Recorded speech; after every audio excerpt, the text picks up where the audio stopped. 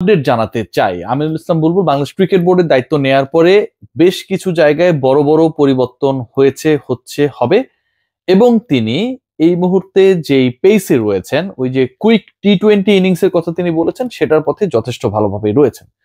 সবচেয়ে ইম্পর্টেন্ট ব্যাপার যেটা আজকে এই মুহূর্তে যে ট্যাগলাইন দিয়ে আমি আলোচনা করছি, বিপিএল গভর্নিং কাউন্সিল পুনর্গঠিত হয়েছে। সেখানে মাহবুব আনাম, আমাদের অনেক বর্ষিয়ান সংগঠক, তাকে হচ্ছে চেয়ারের দায়িত্ব দেওয়া হয়েছে। রয়েছেন ফাহিম সিনহা এবং নাজমুল আবেদিন ফাহিম।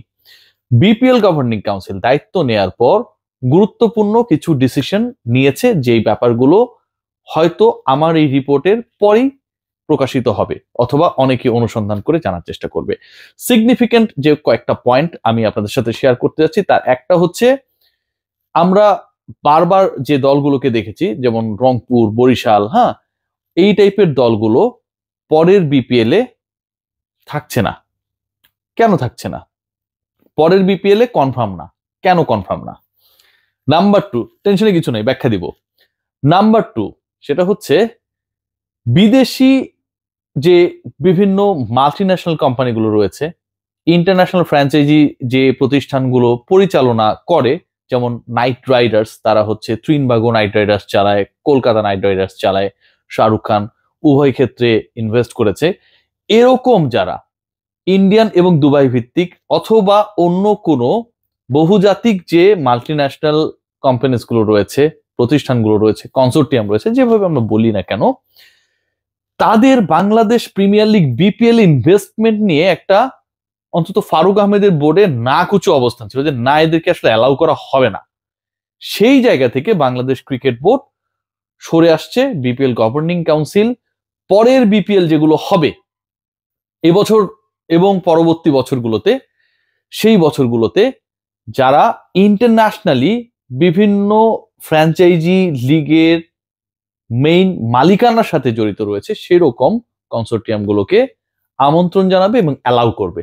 নিঃসন্দেহে অনেক বড় নিউজ। কিন্তু থার্ড যে ইম্পর্টেন্ট পয়েন্ট যেটা, সেটা হচ্ছে Bangladesh cricket board and BPL governing council, they are going to make some plan, এবং সেটাতে নেক্সট 6 ইয়ার্স এর জন্য, আগামী 6 বছরের জন্য ফ্র্যাঞ্চাইজি দলগুলোকে দেয়া হবে। এই যে প্রতি বছর 2 বছর 3 বছর এরকম না, অন্তত 6 বছরের জন্য যেন দেয়া হয়, বা এরকম একটা পরিকল্পনা করা যায় কিনা সেই জায়গায় রয়েছে।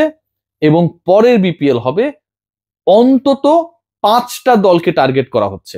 আবারও বলছি, অন্তত 5টা দলকে টার্গেট করা হচ্ছে, যারা প্রপারলি পে করতে পারবে, যাদের রেপুটেশন রয়েছে, যারা বিতর্ক ছড়াবে না, যারা ফিক্সিং এবং এই ধরনের 2 নম্বরী কাজের সাথে যুক্ত হবে না।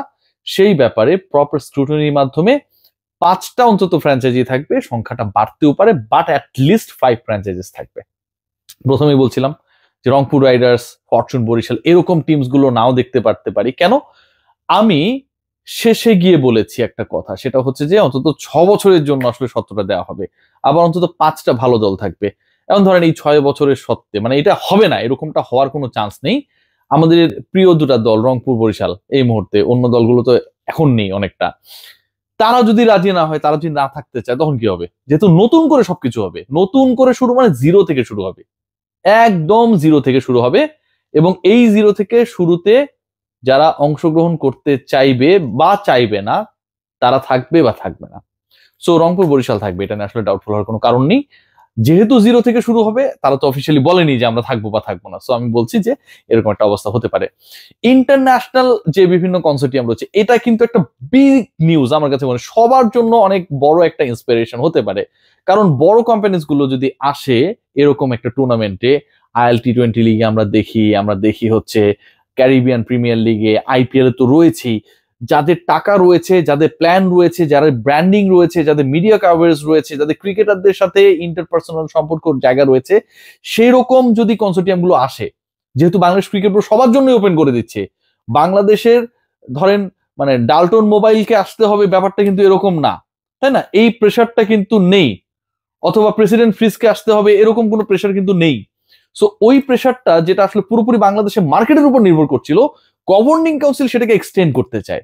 সো যেহেতু এক্সটেন্ড করতে চায় এবং সেরকম একটা পরিকল্পনা নিয়ে তারা আগাচ্ছে, এই মার্কেটটা কম্পিটিটিভ হবে, ভালো প্লেয়ার আসবে, পেমেন্ট নিয়ে জটিলতা হবে না, কম্পিটিটিভ ক্রিকেট হবে, নামগুলো শুনলেও ভালো লাগবে। ধরেন শাহরুখ খানের কলকাতা নাইট রাইডার্স, তারা হচ্ছে বাঙালি, কলকাতা, সাকিব আল হাসান, মুস্তাফিজ, মানে একটা রিলেশনশিপ লিটন কুমার দাস সেখানে খেলেছে, গ্রো করার চেষ্টা করেছে। তারা ধরেন বিপিএল এ ইনভেস্ট করতেই পারে। ক্যারিবিয়ান প্রিমিয়ার লিগে যদি এরকম একটা কনসোর্টিয়ামের অংশগ্রহণ থাকে, সেক্ষেত্রে ঢাকার দলটা যদি নেয়, ঢাকা নাইট রাইডার্স, এটা তো ভাই অন্যরকম একটা পর্যায়ে চলে যাবে। আমি জাস্ট এক্সাম্পল হিসেবে বলছি, চিটং নাইট রাইডার্স অন্য পর্যায়ে চলে যাবে। সো এইরকম একটা সিচুয়েশন ক্রিয়েট করার চেষ্টা করছেন আমিনুল ইসলাম বুলবুল এবং বিপিএল গভর্নিং কাউন্সিল। নিঃসন্দেহে একটা ভালো উদ্যোগ। 6 ইয়ার্স এর পরিকল্পনা যেটা, এটা তো অসাধারণ। কারণ আমাদের প্রতি বছর বিপিএল এর দল বদলায়। আমি একটা রিপোর্ট করেছিলাম 71 টিভিতে, আমি যখন কাজ করতাম, যে হুট করে আম্পায়ারদেরকে আমি গিয়ে জিজ্ঞেস করেছি বিপিএল শুরু হওয়ার 2 দিন আগে, যে এবারে যে 6টা বা 7টা দল অংশগ্রহণ করবে, দলগুলোর নাম বলেন। সবাই হুড়মুড়িকে দৌড়ে পালিয়েছে, কেউ নাম বলতে পারে না, ভুলভাল নাম বলে। মানে চিন্তা করুন, যারা ম্যাচ পরিচালনা করবে, এটা তাদের দোষ না। এত এত নাম বদলায়, ঢাকার নাম প্রত্যেকটা মৌসুমে বদলায়, চিরং এর নাম প্রত্যেকটা মৌসুমে বদলায়, রাজশাহী নাম প্রত্যেকটা মৌসুমে বদলায়।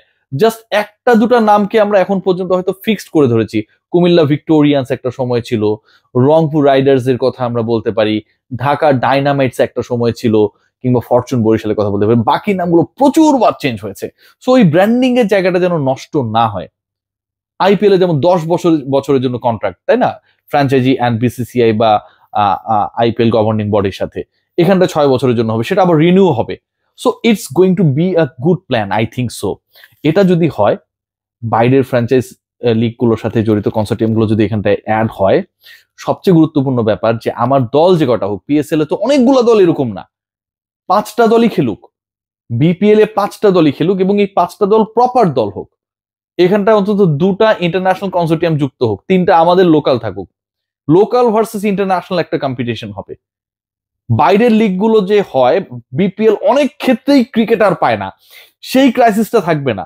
কারণ অন্য লিগগুলোতেও ইন্টারন্যাশনাল কনসোর্টিয়াম হিসেবে যারা বিভিন্ন ফ্র্যাঞ্চাইজ লিগ ইনভেস্ট করে, তাদের একটা ইনভলভমেন্ট রয়েছে। সো তারাও চাইবে যে বিপিএল এ ভালো ক্রিকেটার যেন পাওয়া যায়, ক্ল্যাশ যেন না করে। শিডিউলিং নিয়ে যে জটিলতা তৈরি হয়, সেই জটিলতা থাকবে না। সো আমার কাছে মনে হয় যে হোপফুল হওয়ার মতো অনেক খবর রয়েছে। আপকামিং বিপিএলটা ভালো হবে, সেই প্রত্যাশার জায়গাটাও যথেষ্ট রয়েছে। দেখা যাক শেষ পর্যন্ত কি হয়, but I am hopeful.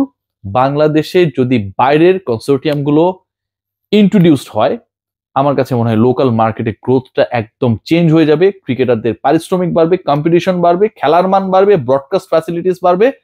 Overall BPL এর যে ব্র্যান্ডিংটা নিয়ে আসলে একটা ক্রাইসিস চলছিল, সেটা অনেকটা দূরে চলে যাবে। সবাই ভালো থাকবেন, টেক গ্রেট কেয়ার।